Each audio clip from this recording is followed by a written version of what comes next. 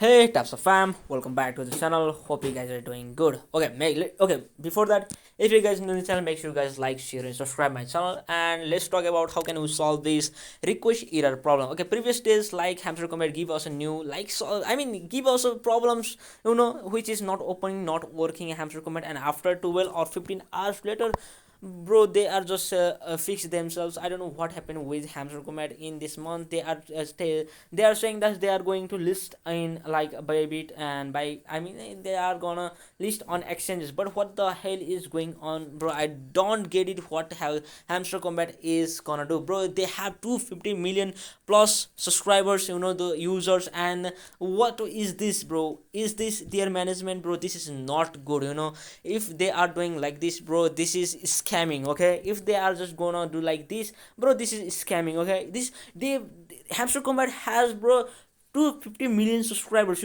so they have that responsibility that their tokens working right. So yeah, I don't know what happened with Hamster Combat, and what's your opinion? Let me know in the social comment section and join my Telegram. Thanks for watching. And in my Telegram, I'm going to share like genuine airdrops, so make sure you guys join my Telegram. And yeah, thank you so much for watching.